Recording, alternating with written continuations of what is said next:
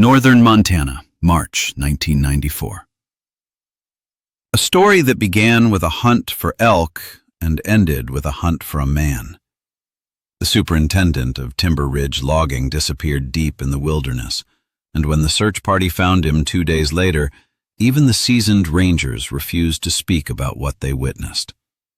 For 20 years, a quiet woman ranger who knew these mountains better than her own soul had waited. She remembered every word her dying sister had whispered, and she understood that in these forests there were things more terrifying than any predator: human memory and the thirst for justice. How do you turn the hunter into prey? How do you make a predator feel like quarry? And most importantly, how many years of patience does it take to make vengeance perfect? If you're loving the content, make sure to subscribe right now so you don't miss us in your recommendations. We upload new, exciting videos every day. Thank you for watching. Let's get into it. Timber Ridge was a speck on the map, tucked so deep into Montana's wilderness that even GPS had trouble finding it.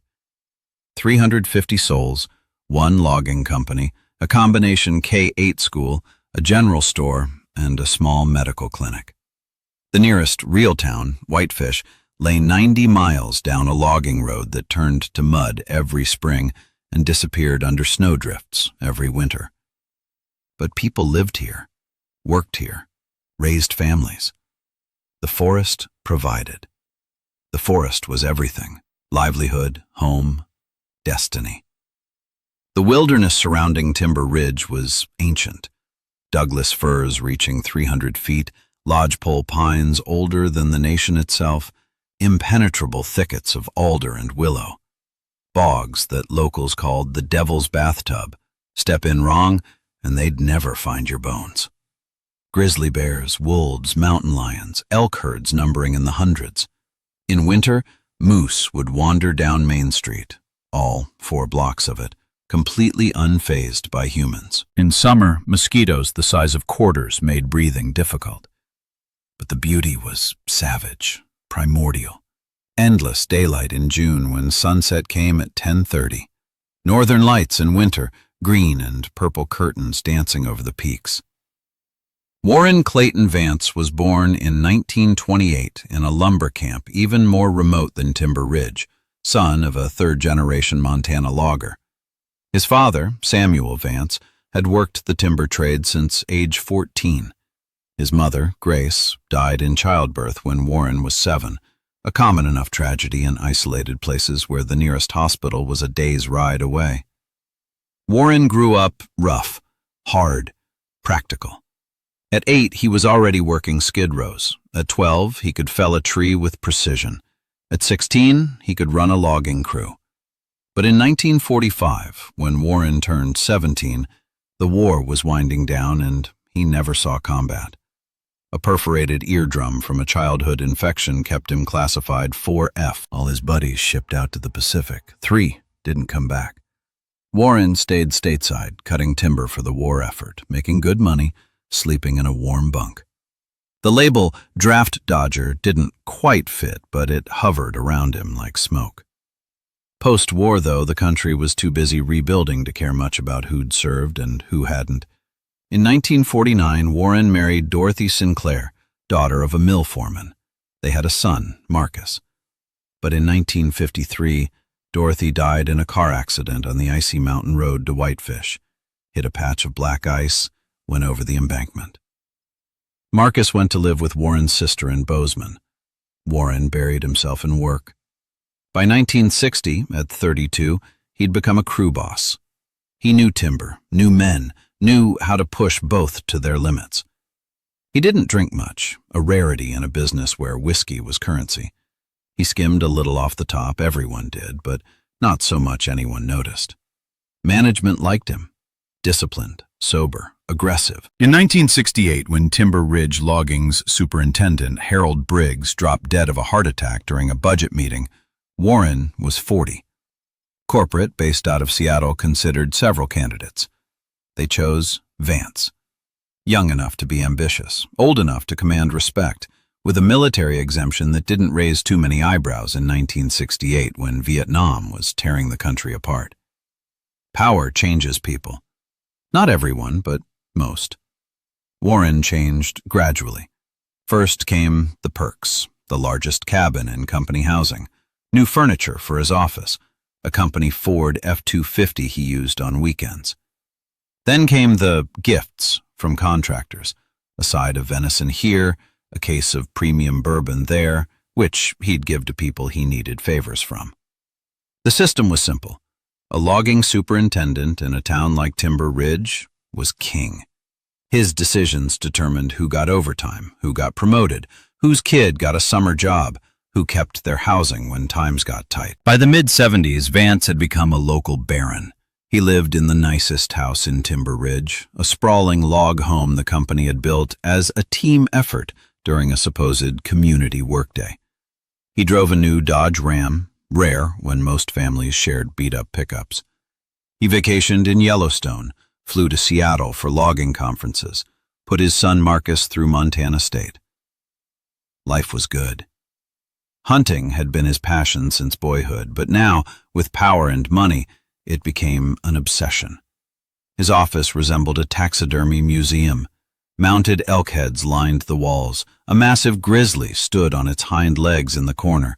Vance claimed he'd taken it solo in 1972, though everyone knew 3 other hunters had been with him. But the legend of brave Warren Vance, who killed the rogue grizzly, stuck. But gradually, regular hunting lost its edge.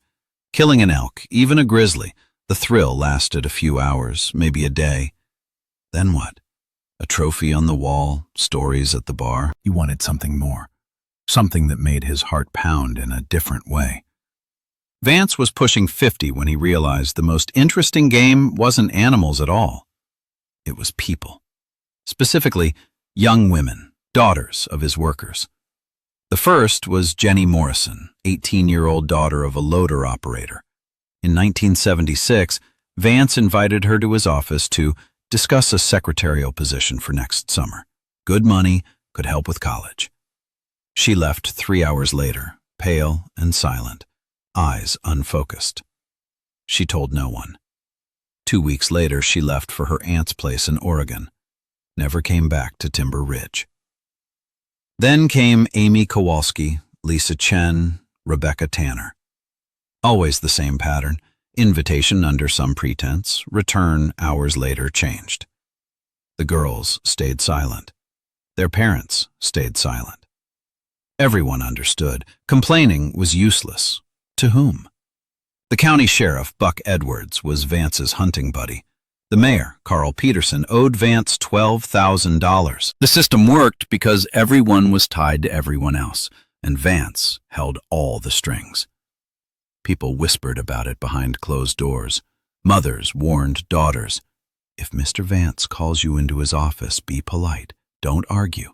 It'll be worse if you do." Fathers stared into their beer bottles, jaws clenched.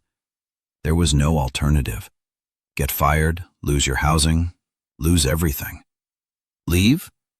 Go where? Another timber town with the same setup? Move to the city without connections, without money, without a job lined up? Vance understood this dynamic perfectly, and he savored not just the acts themselves, but the impunity, the power. He was an apex predator, and all of Timber Ridge was his hunting ground. He could choose any prey, and no one would stop him. Catherine Jane Mercer was born March 19, 1940, in Timber Ridge itself. Her father, Thomas Mercer, came from a long line of Montana Rangers. His grandfather had patrolled these mountains in the 1880s. Her mother, Elizabeth, worked as the school's janitor and cook. They weren't wealthy, but they were close-knit. Besides Catherine, who went by Kate, there were 2 younger brothers, Daniel and Robert. They lived in a small wooden house at the edge of town, backed against the forest. From the kitchen window, you saw nothing but pines and sky. Kate grew up quiet, serious, observant. She excelled in school, helped her mother at home, and spent every free moment with her father in the wilderness.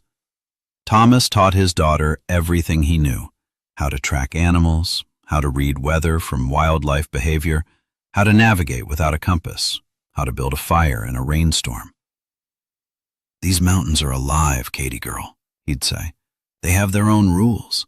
Follow them, and you'll live long. Break them, and you won't." World War II barely touched Timber Ridge, too remote, too small. But Thomas volunteered in 1942, served in the Pacific, came back in 1945 with shrapnel in his leg and nightmares he never discussed. Kate was 5 when he left, 9 when he returned. He was different, quieter, harder, but still her father. Kate graduated high school in 1958, went to the University of Montana in Missoula for 2 years studying forestry, then returned home in 1960. She became a ranger, like her father. In 1962, she married Michael Thornton, a logger. Good man, didn't drink, worked hard, treated her with kindness and respect. In 1963, they had a son, David. They lived modestly but happily. The happiness lasted 8 years. In 1970, Michael was killed on the job, a widowmaker. A hung-up branch broke loose and fell while he was working below, dead before he hit the ground. Kate was 30. David was 7. She became a widow with a child, living on a ranger's salary, $850 a month. She never remarried. Raised David alone, worked every day, helped her aging parents. Everyone said the same thing: reliable, calm, quiet. Never raised her voice, never complained, never broke down, just worked. In 1959, when Kate was 19, her parents had a surprise: another daughter. Elizabeth was 43. The doctors advised against it, but Elizabeth insisted. She nearly died in childbirth, hemorrhaged badly, spent 2 weeks in critical condition in Whitefish General, but she survived. So did the baby. They named her Sarah Grace Mercer. She grew up thin, delicate, but beautiful. Honey blonde hair, green eyes, delicate features that seemed too fragile for Montana winters. Kate, 19 years older, became almost a second mother to her. She babysat, rocked her to sleep, taught her to walk. When Sarah was 4, Kate sewed her dresses from her own old clothes. When she was 10, Kate taught her to read tracks in the snow. When she was 15, Kate showed her the deep wilderness, taught her which berries were safe, how to find water, where the grizzlies denned. Sarah dreamed of becoming a veterinarian. She loved animals with a fierce, protective intensity. She excelled in science classes, particularly biology. After high school, she planned to go to Washington State University. They had a strong pre-vet program. "I want to help animals," she'd tell Kate. "Make sure they're not hurting." In June 1995, Sarah graduated from Timber Ridge High. She was 21, having repeated second grade due to a serious illness. Good grades, 3.7 GPA. She worked that summer at the logging company's administrative office as a filing clerk, saving money for college in the fall. The pay was modest, $9.50 an hour, but Sarah saved every penny. By August, she had $3,200, enough for the first semester, maybe a bit more. She was quiet, shy, polite to everyone. Always said please and thank you. Helped her mother with the garden, chopped wood, fed the chickens. In the evenings, she read James Herriot's veterinary stories, wildlife biology textbooks she'd borrowed from the Whitefish Library. The town's part-time vet, Dr. Frank Carson, said, "Smart girl. She'll make a fine veterinarian." In early August 1995, Vance noticed Sarah. He'd come into the admin building for some paperwork, saw her at a desk, bent over a file folder, pencil tucking hair behind her ear, young face concentrated on her work. Vance was 67. He'd had dozens of hunts over the years, but there was always room for one more. "Who's that?"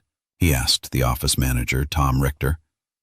"Sarah Mercer, Thomas Mercer's youngest. You know, the old ranger who passed last year.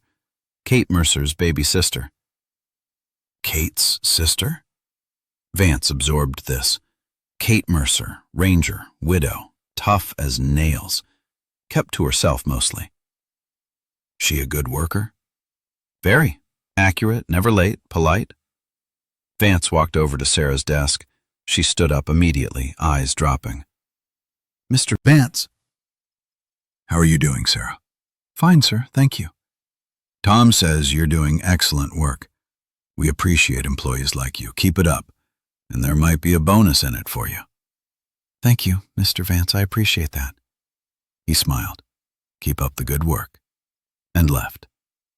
That evening, Sarah told Kate about it over dinner, just the two of them, their mother having died the previous winter. Mr. Vance complimented my work today. Said there might be a bonus. Kate, washing dishes, froze, slowly turned. What exactly did he say? Just that I'm doing good work, that he appreciates employees like me. Kate stared at her sister for a long moment. Inside, something clenched tight. She knew about Vance. Everyone knew, but no one spoke openly. She'd heard the whispers, seen the girls who left town suddenly. And now, he'd noticed Sarah. Sarah, Kate said carefully, if Mr. Vance ever asks you to go anywhere with him, to his office after hours, out to inspect a site, anything like that, you say no. Tell him you can't, that I need you for something. Sarah looked confused. Why would he ask me that? Kate didn't know how to explain that monsters existed in human form, wearing suits and smiles. She said nothing. Thought maybe he'd forget. Maybe it would pass. It didn't. August 14th, 1995, Monday. The admin office closed at 5 p.m. Sarah was packing up her things when Vance walked in, alone. Tom Richter had just left. The other clerk had called in sick. Sarah, Vance said casually, I need you to ride out to the North Fork site tomorrow.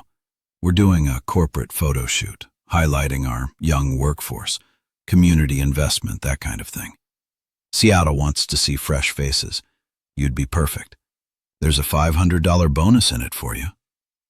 Sarah's stomach dropped. $500 was almost 2 weeks' salary. But something felt wrong. Mr. Vance, I'm not sure I'm the right person. I'm just a clerk. Maybe you're exactly right. Fresh-faced, hard-working, local family, perfect for the company image. It's just a few photos, maybe an hour. I'll drive you out, we'll get the shots, I'll drive you back. Easy. But I have plans tomorrow. My mom's birthday is coming up, and I promised birthdays happen every year. This opportunity doesn't. Besides, $500 could help with those college expenses, couldn't it? Sarah hesitated. Vance's expression shifted subtly, still smiling, but the eyes cooled. Your sister Kate works for us as a ranger, doesn't she? Yes, sir. Good woman. Reliable. Be a shame if we had to make cuts. Budget's tight this year, you understand. But I'm sure we can keep her on, especially if her family shows they're cooperative. Sarah understood instantly. Agree, or Kate loses her job. Kate was raising David alone on that ranger salary. Losing it would destroy them. Okay, Mr. Vance, I'll go. Excellent. I'll pick you up at your place at 7 a.m. tomorrow. Shouldn't the photographer meet us? He'll meet us at the site. Easier that way. See you at 7, Sarah. Sarah came home silent. Kate noticed immediately. What happened? Nothing, just tired. But that evening, Sarah admitted it. Mr. Vance wants me to go out to North Fork tomorrow for a photo shoot for the company. Kate's blood turned to ice. Don't go. I have to. He said if I don't, budget cuts might affect you, that it would be a shame if you lost your position. He threatened me? Through you? Not directly, but yes. Kate stared at her sister. She wanted to say, run, leave tonight, I'll figure it out. But where would Sarah go? She had $3,200, no car, college didn't start for 3 more weeks, and if she ran, Vance would find a way to punish Kate anyway. Small-town power structures were like spider webs. Touch one thread, and the whole thing vibrated. "Sarah," Kate said, voice rough. "Don't go. Please." But Sarah shook her head.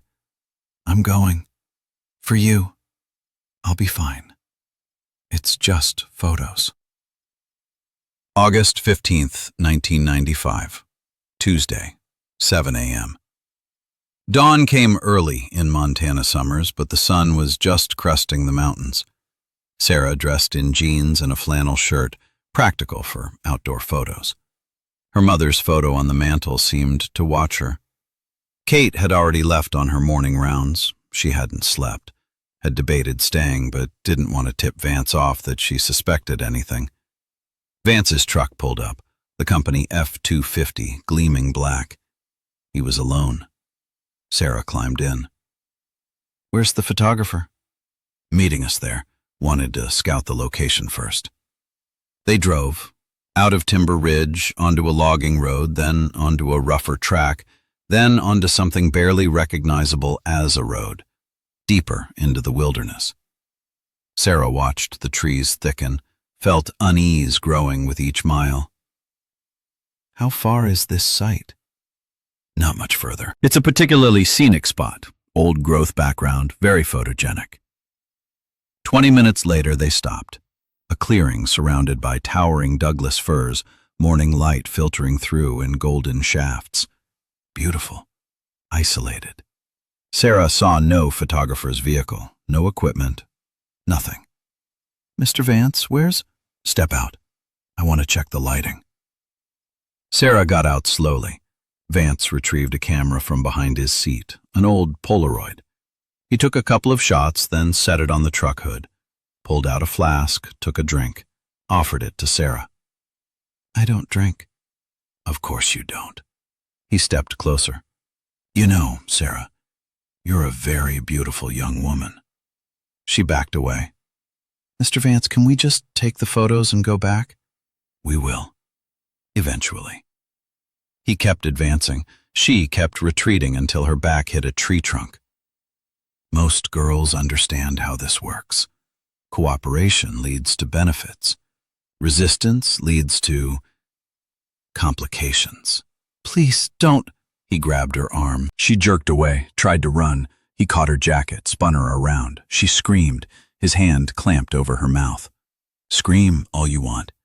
We're 12 miles from anything. No one will hear you." Sarah bit his hand hard. He yelped, released her. She ran. Made it maybe 30 feet before he tackled her from behind. They hit the ground hard. She kept fighting, kicking, scratching, screaming. He punched her in the face, once, twice. Her nose broke with a wet crack. Blood poured down her chin, splashed on the pine needles and wildflowers. She went still for a moment, stunned by the pain. But then she looked at him. And Vance saw something in her eyes that stopped him cold. Not fear, not submission. Hatred. Pure, burning hatred. "Kate will know," Sarah rasped through blood. "Everyone will know. You'll pay for this." And Vance realized, this one won't stay quiet. The others had been scared into silence, but this one, she'd fight. She'd report him. Sure, maybe nothing would come of it legally, but there'd be questions, rumors. Corporate was sending auditors next month. The timing was terrible. One complaint, even unproven, could trigger an investigation, and once people started digging. He stood up, brushed himself off. Sarah, lying on the ground, stared up at him, blood running from her nose and mouth, young face full of defiance. "You're wrong," Vance said calmly.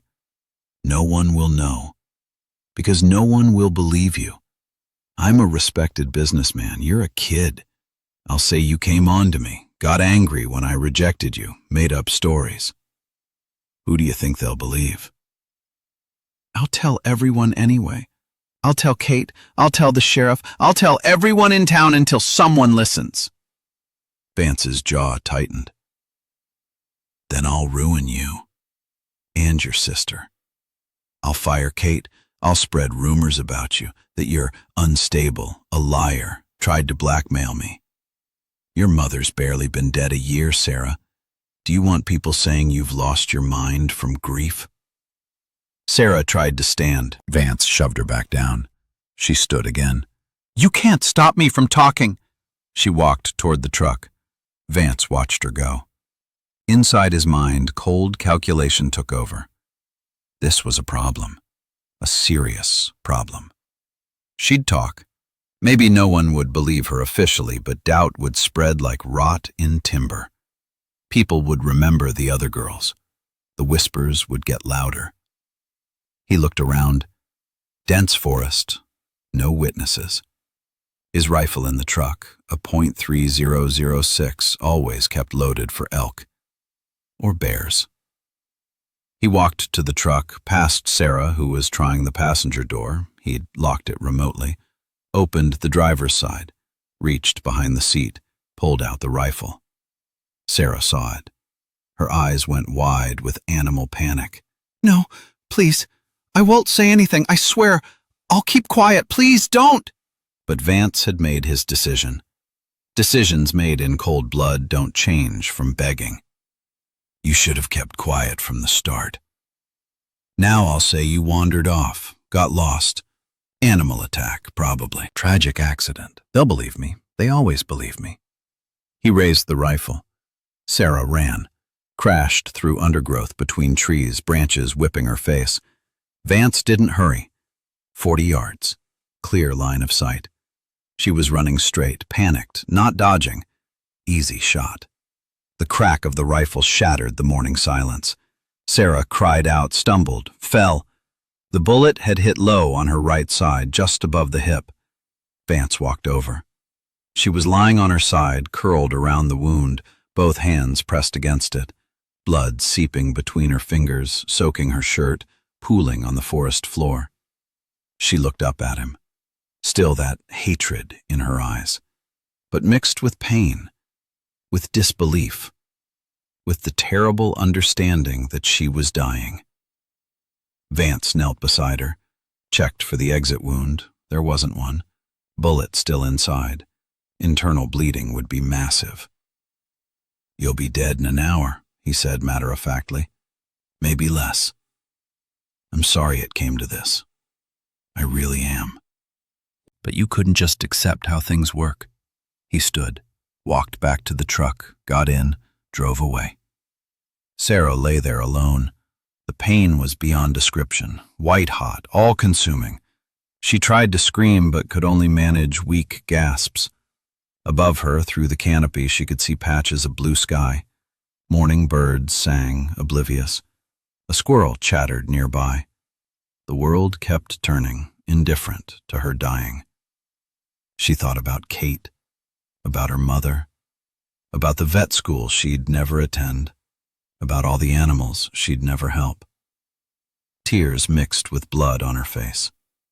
It took her an hour and 40 minutes to die. Alone in the forest, surrounded by beauty, bleeding out slowly while Vance drove back to town, rehearsing his story. Vance arrived at the Timber Ridge Clinic at 11:30 a.m. looking distressed. Ran inside shouting, I need help. Sarah Mercer, she's hurt. There was an accident. The nurse, Patricia Webb, rushed out. Where is she?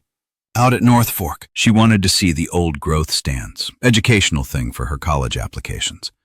We hiked in. She wandered off to look at something. I heard her scream, found her. He stopped, hands shaking convincingly. There was so much blood. I think it was a bear, or maybe she fell and hit something sharp. I tried to stop the bleeding, but I couldn't. I need help. Where exactly? I'll take you. We need paramedics, rangers, a full team. It's 12 miles in, rough terrain. Patricia called for emergency services. Within an hour, a rescue team assembled. Sheriff Buck Edwards, 2 deputies, 3 rangers including Kate Mercer, 2 paramedics, and 4 volunteers. 12 people total. Kate had heard the news an hour earlier from a hiker she'd encountered. "Sarah's hurt. Vance says it was an animal attack." She'd run straight to the clinic, arrived as the team was mobilizing. She saw Vance. He looked pale, shaken, blood on his shirt and hands. Sarah's blood, though Kate didn't know that yet. Their eyes met. Something passed between them. She couldn't define it, but every instinct screamed, "Wrong, wrong, wrong." The rescue team took 2 trucks and 3 ATVs. Vance guided them to the spot. It took an hour and 20 minutes. They found Sarah where Vance had left her, lying on her side in the blood-soaked pine needles, eyes half open, skin gray-white. One of the paramedics, John Reeves, knelt beside her, checked for a pulse, shook his head. Kate pushed past everyone, dropped to her knees beside her sister, gathered Sarah's body into her arms. The body was still slightly warm. She'd been dead maybe 30 minutes. Kate pressed her face to Sarah's hair, and for the first time in 25 years, she wept. Not quiet tears, but deep, wrenching sobs that came from somewhere primal. Sheriff Edwards carefully examined the scene. He found the bullet casing about 40 feet away, 3006, found where Sarah had fallen, the blood pool, the signs of her trying to crawl. Found drag marks where Vance had repositioned her body. He'd moved her slightly to a more photogenic spot for the discovery. Found Vance's boot prints all around. The sheriff was 61, had known Vance for 30 years, considered him a friend. But he wasn't stupid. This scene bothered him. When they brought Sarah's body out in a body bag on a stretcher strapped to an ATV, Kate rode behind it, one hand on the bag the entire way. At the clinic, which doubled as the morgue for unattended deaths, she insisted on staying while Doc Hartley, the town's only physician, did a preliminary examination. Hartley was 70, had been Timber Ridge's doctor since 1952, had delivered half the town, including Sarah herself. He examined the wound carefully. Single gunshot wound, lower right abdomen, no exit wound, bullet still inside.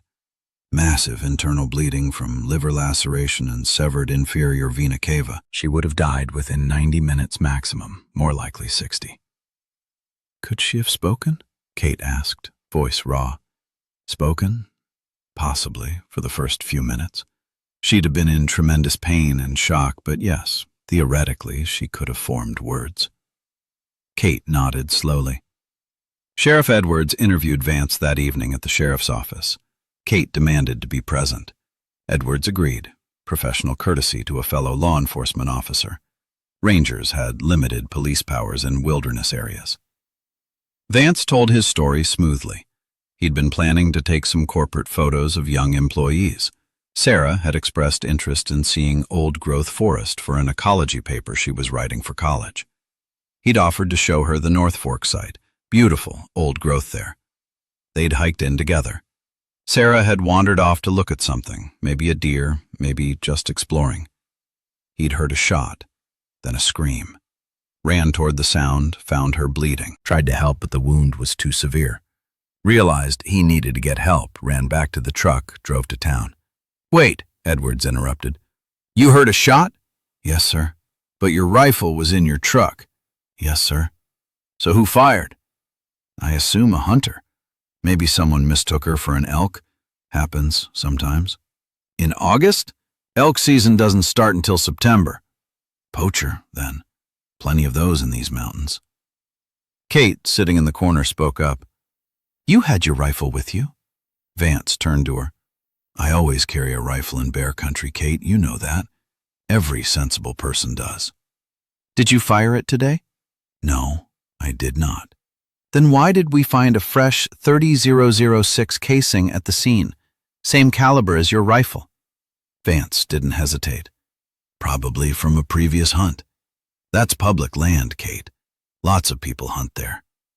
Edwards examined the casing under a magnifier. "It's fresh. No weathering, no corrosion, fired within the last few days at most. Then whoever shot Sarah must have dropped it, coincidentally at the exact spot where we found her. Sheriff, I don't know what you're implying, but I did not shoot Sarah Mercer. Why would I? She was a good kid, a good employee. I have no motive. This was clearly a terrible accident, either a poacher or a hunting accident. Edwards leaned back. He wanted to push harder, but the evidence was circumstantial. The rifle would need to be tested. Ballistics could prove if Vance's gun had fired the fatal shot. Warren, I'm going to need to take your rifle for testing. Of course, anything to help. I want whoever did this caught as much as you do. The rifle was sent to the state crime lab in Helena. Results came back in 3 weeks. Inconclusive. The bullet had fragmented upon impact with Sarah's hip bone before entering her abdomen. No intact bullet to compare to the rifling from Vance's gun. The casing matched the caliber, but .30-006 was one of the most common hunting calibers in Montana. Probably 10,000 rifles in the state used that ammunition. The investigation stalled. Without the bullet, without witnesses, without a clear motive, Vance appeared to be a respected businessman with no reason to harm Sarah. The case was classified as an unsolved homicide, possibly accidental, possibly intentional. Perpetrator unknown. Kate knew. She didn't have proof, but she knew with absolute certainty. She'd spent the past 2 days reconstructing everything in her mind. Sarah's comment about the photo shoot, the lack of a photographer, the remote location, the rifle shot. Vance's story full of convenient holes. She requested a formal interview with Sheriff Edwards, sat across from him in his office.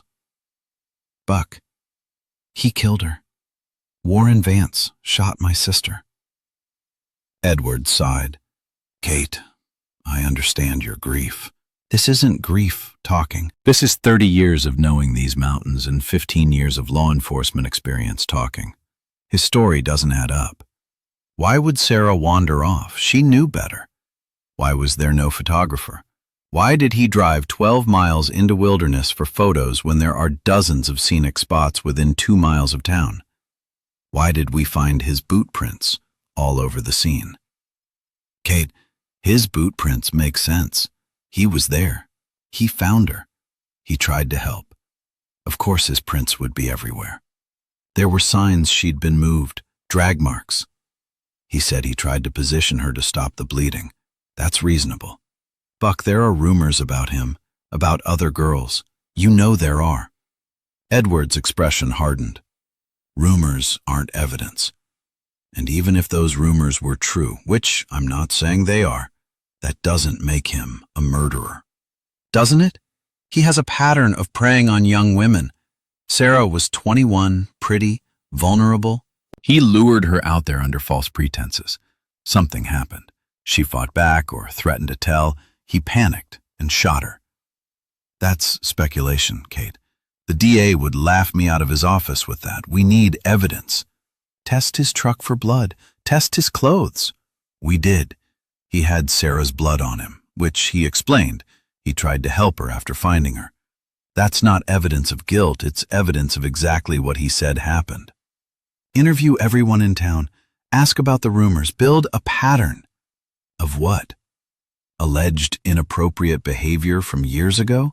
Hearsay isn't admissible, and honestly, Kate, even if I did that, even if I found 10 women willing to say Vance behaved inappropriately with them, it still doesn't prove he murdered Sarah. It might make him a predator, but it doesn't make him a killer. Not in a court of law. Kate stared at him. So he just gets away with it. I didn't say that. The investigation is still open. If we get new evidence, we'll pursue it, but right now, we don't have enough to charge him. Kate stood. You're not going to do anything, are you? Because he's your friend? Because you hunt together? Because this whole fucking town runs on who owes who favors, and everyone owes Warren Vance? Edward stood too, face reddening. That's not fair, Kate. I'm doing my job. The evidence isn't there. I can't manufacture a case just because you're convinced of something. My sister told me the truth before she died. Edwards froze. What? Kate realized her mistake. Sarah had died alone in the woods. There was no deathbed confession. But she was so angry, so desperate to make someone listen that she'd lied. In the ambulance, she regained consciousness for a moment, told me Vance attacked her, that she ran, that he shot her. There was no ambulance, Kate. She was dead when we found her. And you were there. You never left her side. She never regained consciousness. Kate closed her eyes. Fuck. Kate, I'm going to forget you just tried to fabricate evidence, because you're grieving, and you're not thinking clearly. But don't do it again. Go home. Take time off. Process this. But don't interfere with the investigation. Kate left without another word. They buried Sarah on August 21st, 1995. Clear summer day, temperature in the 70s, sky achingly blue. Half the town attended. Sarah had been well liked. The service was held at the small Lutheran church, then the burial at Timber Ridge Cemetery, a patch of manicured grass surrounded by wilderness. Kate stood at the graveside, dry-eyed and motionless. Her son David, now 32 and working as a forest fire lookout in Idaho, stood beside her, arm around her shoulders. Their father had died the previous year. The Mercer family was now down to just Kate and David. Vance attended, stood in the back looking somber, holding a bouquet of lilies. Some people nodded to him sympathetically. Poor man, must be traumatized finding her like that. Others avoided his gaze, uncomfortable with rumors they half believed. Kate saw him, watched him place the lilies on the grave after everyone else had left, watched him bow his head as if in prayer, and something inside her crystallized, cold and hard as January ice. She would have justice. Not the legal kind, that avenue was closed, but another kind. The kind that existed before courts and sheriffs. The kind written in blood and survival. The mountains didn't have courtrooms. They had different rules.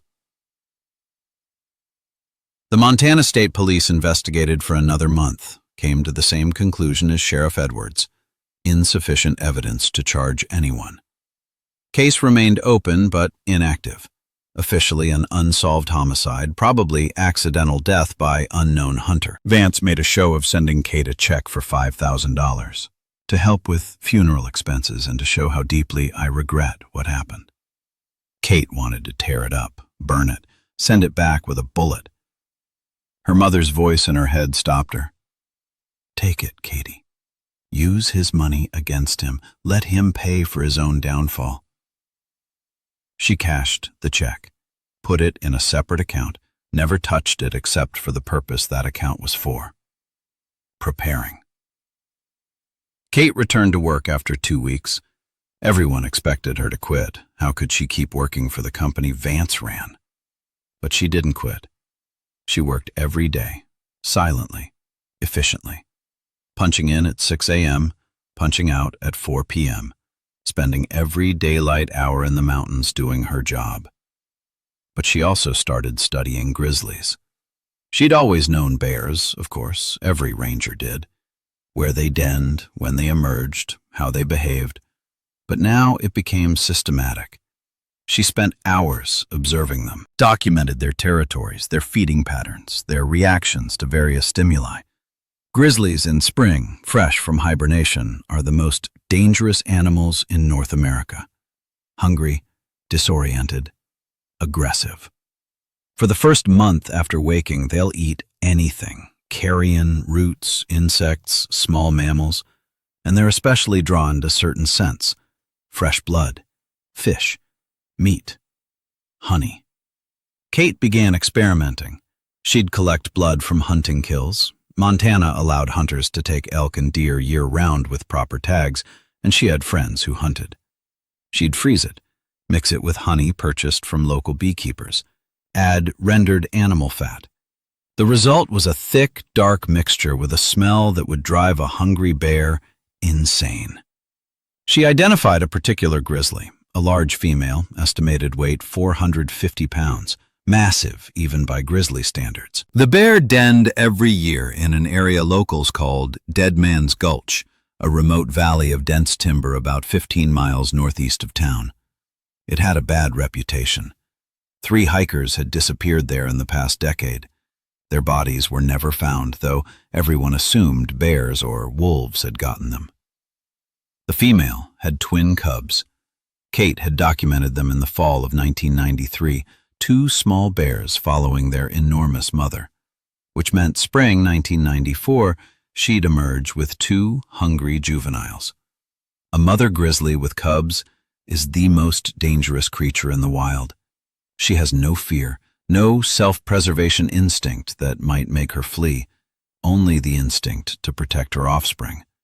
She'll attack anything she perceives as a threat, and a hungry grizzly perceives everything as either food or threat.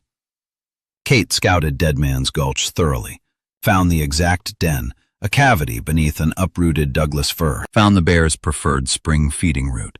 She'd emerge, head downhill toward Rock Creek where the first salmon would be running.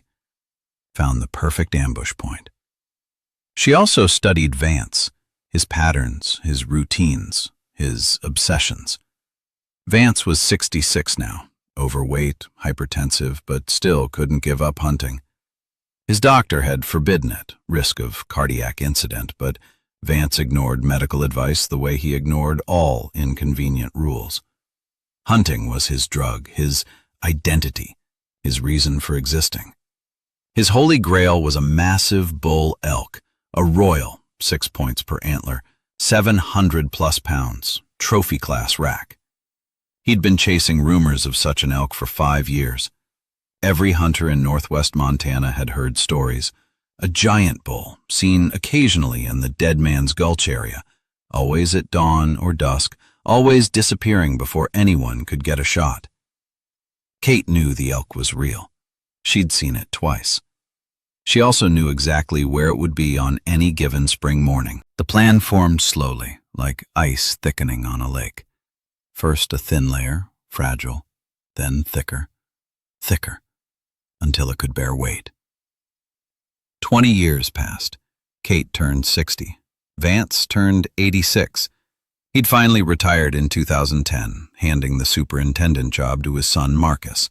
Nepotism, alive and well.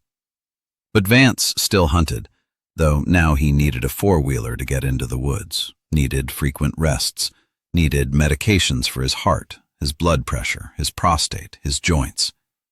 But he couldn't stop. Hunting was the only thing that made him feel alive, made him feel like the man he'd been, powerful, vital, unconquerable. Kate waited, bided her time, kept working until her retirement in 2005, then took a part-time position as a wilderness guide and tracking consultant, trained younger rangers, lived quietly in her small cabin, never spoke of Sarah except on the anniversary of her death when she'd visit the grave, place flowers, and sit for an hour in silence. People assumed she'd moved on, accepted what happened, found peace. They were wrong. March 18th, 2015, Wednesday. Spring came early that year. Snowmelt started in late February, temperatures climbing into the 50s during the day. Bears would be emerging from their dens. Kate checked her trail cameras. She'd installed several in Dead Man's Gulch under the guise of wildlife research. The footage showed the female grizzly emerging on March 12th. She was enormous, looked even bigger than before, if that was possible. The 2 cubs from 1993 were long gone, adults with territories of their own. But this bear had new cubs, twins again, probably born in the den during hibernation. She'd be ravenous, protective, and extremely dangerous. Perfect. On March 18th, Kate ran into Vance at the Timber Ridge General Store. Not an accident. She'd timed it carefully. Vance was there buying ammunition and supplies for a hunting trip. "Morning, Warren," she said neutrally. They'd maintained a coldly professional relationship for 20 years, speaking when necessary, otherwise avoiding each other. Kate? He nodded, still wary of her after all these years. Heading out hunting? Tomorrow, if this damn hip cooperates. He rubbed his left hip. Arthritis. Had it replaced 2 years ago. Getting too old for this. What are you after? That royal bull, the one from Dead Man's Gulch. Kate controlled her expression. I thought that was just a legend. It's real. Jimmy Cord saw it 3 weeks ago. Said it was feeding near Rock Creek, right where the creek forks. Rock Creek area? That's dangerous this time of year. Bears emerging. I know. That's why I'm bringing Marcus and his boy Tyler. Safety in numbers. Kate's heart sank. Shit. She'd planned on Vance going alone, but with 2 others. Then fortune smiled. Or maybe the universe understood justice. Marcus walked over, cell phone to his ear, looking annoyed. Dad, that was the mill in Kalispell. Equipment failure. Major problem. I need to drive up there today. Probably won't be back until tomorrow night. Tomorrow? But we're hunting tomorrow morning. I know. I'm sorry. Can we postpone? Postpone? That bull's been there for 3 weeks. Could leave any day. I'm not waiting. Then take Tyler. Tyler's 14. He can't. Tyler's working on a school project. Has to present Friday. He can't miss tomorrow. Vance's face reddened. So I'm supposed to just give up? Or go alone? You've done it before. Doc said I shouldn't go alone anymore. Heart. Then wait until I'm back. Vance looked torn, desire warring with caution. Kate saw her opening. Warren, I could go with you, she said quietly. Both men turned to stare at her. What? Vance said. I'm a certified wilderness safety guide. You need someone along, doctor's orders. I know the Dead Man's Gulch area better than anyone. I could guide you, keep an eye out for hazards. Professional services. Marcus looked relieved. That's perfect. Vance looked suspicious. Why would you help me? Kate met his eyes calmly. Because it's my job, and because it's been 20 years. Whatever happened then, happened. I'm not going to let an old man die alone in the woods from a heart attack when I could prevent it. That's not who I am. She'd pitched it perfectly, appealing to his ego, implying he might die without her, but framing it as protective rather than weak, offering professional credibility, and, most importantly, suggesting she'd moved on, that bygones were bygones. Vance considered. He wanted that bull, wanted it desperately. And Kate was right. She knew those mountains better than anyone. What's your rate? No charge. Professional courtesy. That sealed it. Free help from an expert guide? His ego couldn't refuse. All right. 6 a.m. tomorrow. Meet me here. We'll take my truck. I'll meet you at the Rock Creek trailhead instead. I'll drive separately. Easier for gear. I'll be there at 6. Fair enough. March 19th, 2015, Thursday. Kate woke at 3 a.m., dressed in layers, thermals, fleece, waterproof outer shell, loaded her pack, water, emergency beacon, which she'd disable, first aid kit for appearances, rope, her grandfather's hunting knife, and a mason jar containing 2 pounds of blood-honey-fat mixture she'd been perfecting for 2 decades. She drove to Dead Man's Gulch by a back route, arriving at 4:30 a.m. Hiked in the darkness. She knew every foot of this terrain, could walk it blind. Reached the spot she'd chosen, a dense grove of spruce about 200 yards from Rock Creek, right along the trail the Grizzly would take from her den to the creek. She prepared the site, found a sturdy spruce with a trunk about 18 inches in diameter. Using her rope, she created a system of loops and restraints, tested them. They'd hold a man's weight, even if he struggled. She took out the mason jar, opened it. The smell hit her immediately. Meaty, sweet, rotten, irresistible to a predator. She smeared it on the tree trunk at chest height, in a rough circle about 2 feet in diameter. Smeared more on the ground around the tree. The smell would carry on the wind, draw the bear from hundreds of yards away. She checked her watch. 5:45 a.m. She hiked back out to the trailhead, arriving at 5:55. Vance pulled up at 6:10, apologizing for being late. Hip was stiff this morning, needed extra time to loosen up. He looked old. 86 years showed in his face, liver spots, sagging jowls, watery eyes behind thick glasses. But those eyes still held the predator's gleam. They geared up and headed in. Kate led, choosing the route carefully. She took Vance on a long, circuitous path. "Need to approach the elk from downwind," she explained. It added 3 miles to the hike, and Vance struggled. After 2 hours, he was breathing hard, face red, walking bent over. "How much further?" he gasped. "Not far. There's a spot just ahead where we can rest, then the final push to Rock Creek." She led him to the spruce grove. "Here, sit down, have some water. I'll scout ahead, make sure the elk's where Jimmy saw him." Vance collapsed against a fallen log, gulping water. Kate walked 20 paces away, pretending to scout. Then she circled back silently, approaching from behind. She picked up a rock, granite, size of a softball, heavy enough. She'd found it a year ago, cached it here specifically for this. 1 strike. Vance slumped forward, unconscious. Kate worked quickly, stripped off his jacket, shirt, undershirt. His torso was pale, soft, an old man's body. She removed his boots and pants, left him in his underwear. The temperature was about 40 degrees, cold enough to be deeply uncomfortable, but not immediately lethal.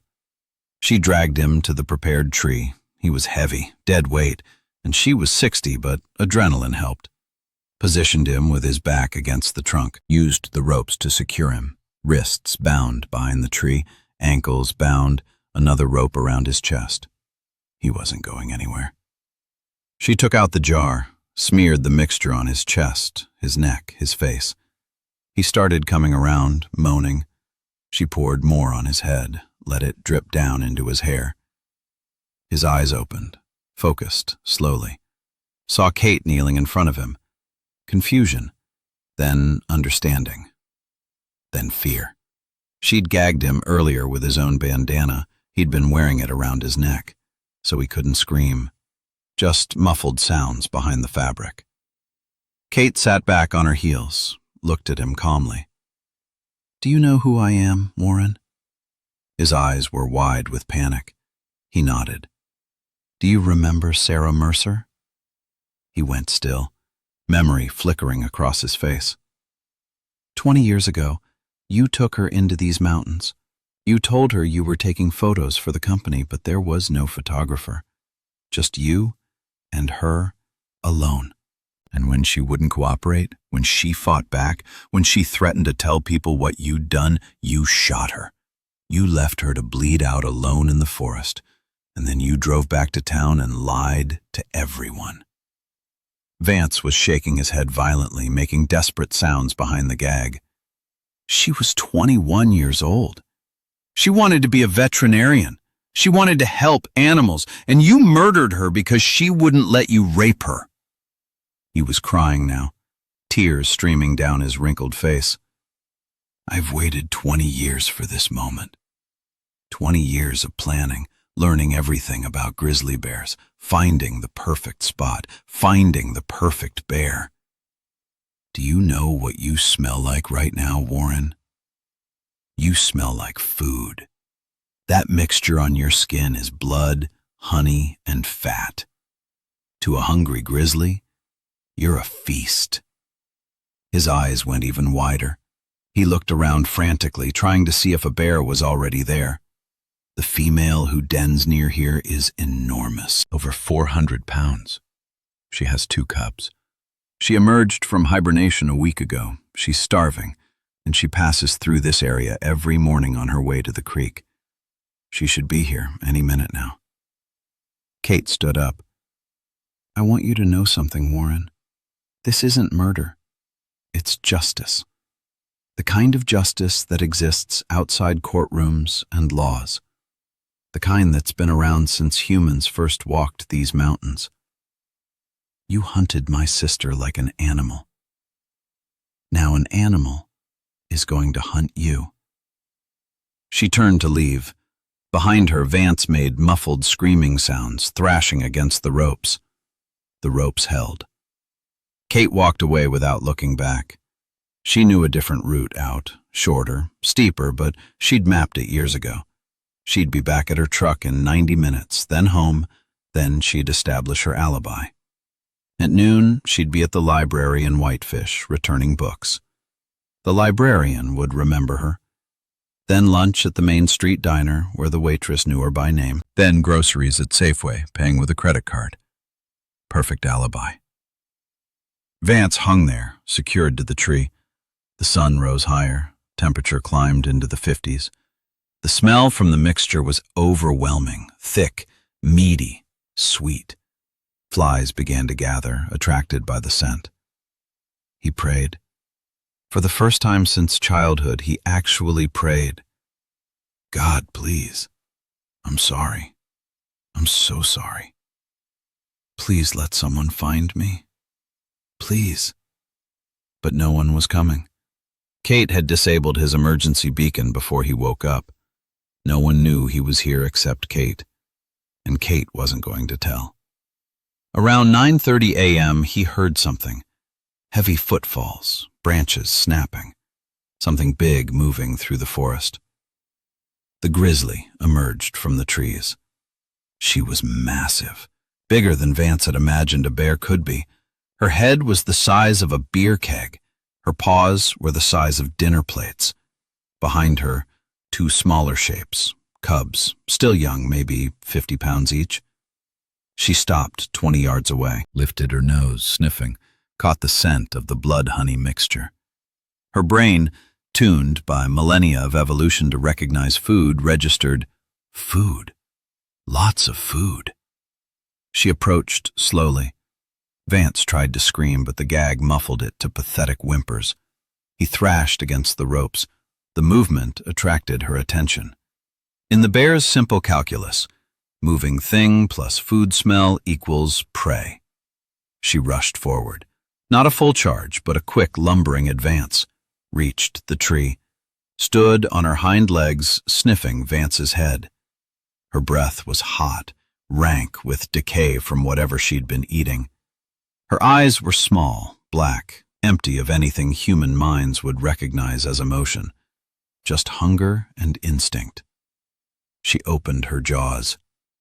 Vance saw teeth, yellow-brown, massive, worn with age, but still functional. He closed his eyes. The search party found him 2 days later. Sheriff Edwards, now 79 and technically retired but still helping with emergencies, led the team. They included Marcus Vance, frantic with worry, 3 younger rangers, 2 search and rescue volunteers, and Kate Mercer. Kate had reported Vance missing when he didn't return from his hunting trip Thursday evening. She'd said they were supposed to meet at Rock Creek Trailhead at 6 a.m. Thursday, but he never showed.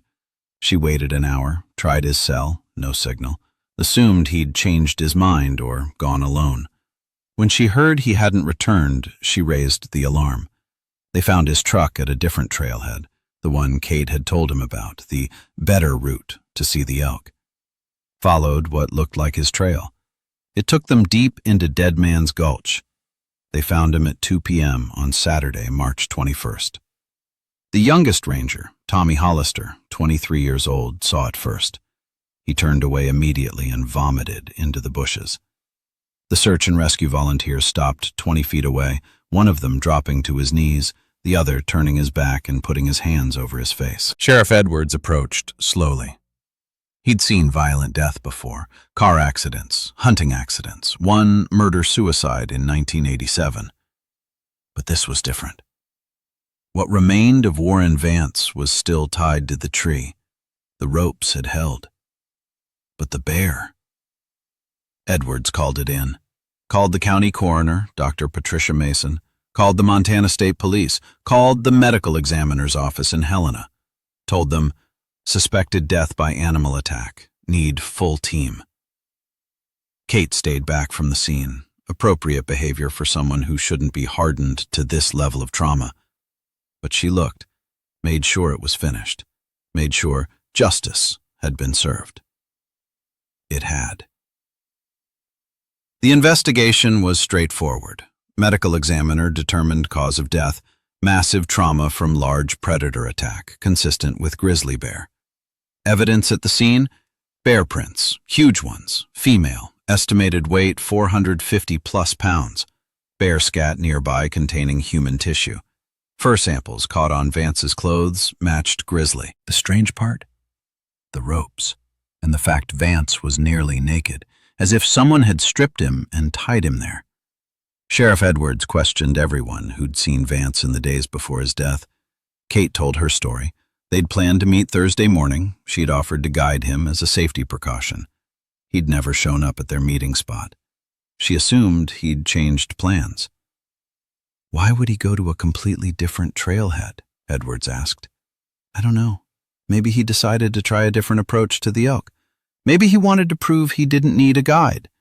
Warren was proud. Everyone knew that. You were supposed to meet him at Rock Creek Trailhead.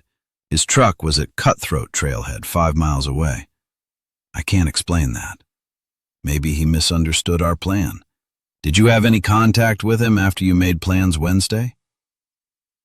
No. Where were you Thursday? Kate recited her alibi. Library in Whitefish at noon, had a time-stamped receipt from the self-checkout kiosk where she'd renewed books. Lunch at Main Street Diner, 1:15 p.m. Waitress Carly Simmons confirmed, even remembered Kate ordering the turkey club. Safeway, 2:30 p.m. Credit card receipt. That's afternoon. What about morning? Home. Doing chores. I don't have anyone who can verify that. I live alone. Your meeting with Warren was supposed to be 6 a.m. at Rock Creek. Rock Creek is a 90-minute drive from Whitefish. You couldn't have been at Rock Creek at 6 and Whitefish at noon. I wasn't at Rock Creek at 6. I said we were supposed to meet there. He didn't show. I waited until 7, then left. I was back home by 8:30. Then I did chores, laundry, cleaning, yard work. Drove to Whitefish around 11. Edward studied her. Kate, the ropes. Someone tied him up. I heard. That's not a natural death. That's murder. Unless he tied himself up as a safety measure and then got attacked. Why would someone tie themselves nearly naked to a tree? I don't know. But I didn't do it. I was never at Dead Man's Gulch. My timeline proves that. Edward sighed. She was right. Dead Man's Gulch was accessible from Cutthroat Trailhead. From that trailhead to the death scene was about a 4-hour hike in, 4 hours back out, plus time to do whatever was done to Vance. She'd need at least 10 hours. But she'd been in Whitefish by noon, 90 minutes from Timber Ridge. Working backward, leave Whitefish at 10:30 to be home by noon, accounting for the drive. To be in Whitefish at 10:30, she'd have to leave Dead Man's Gulch by 8:30 a.m. at the latest. To leave at 8:30, she'd have to arrive by... This didn't work. She couldn't have done it in the time frame. Unless she'd gone Wednesday night or early Thursday morning, prepared the site, returned later. Kate, did you go to Dead Man's Gulch at any point in the past week? No. Can anyone verify that? No, I live alone, work alone. Most days, no one sees me at all. Edwards knew he couldn't prove anything. The evidence was circumstantial. Yes, she had motive, the 20-year-old murder of her sister. Yes, she had opportunity. She was a wilderness expert who knew the area intimately. But means? The physical timeline didn't work based on her alibis, and without a witness or physical evidence tying her to the scene, the state police investigated for 6 weeks, came to the same conclusion. Vance's death was likely an intentional act. The restraints proved that. But the perpetrator was unknown and probably unknowable. Someone had tied an old man to a tree in Grizzly territory and let nature take its course. The case was classified as unsolved homicide. Officially.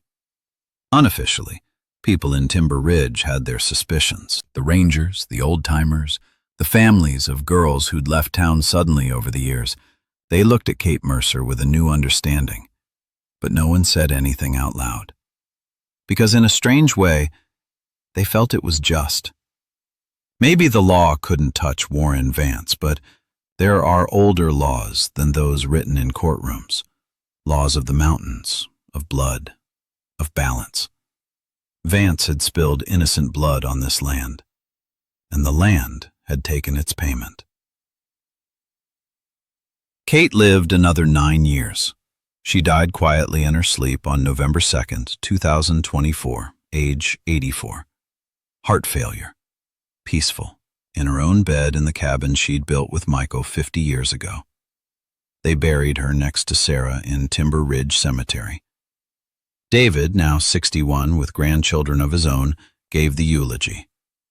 "My mother taught me that the mountains don't lie," he said, "that they're harsh but fair, that if you respect them, they'll sustain you, that if you don't, they won't." Almost everyone in town attended. The funeral of Kate Mercer was a significant event.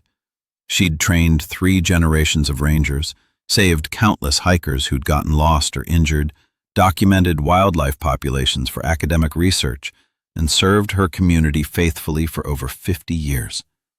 The local newspaper ran her obituary on the front page.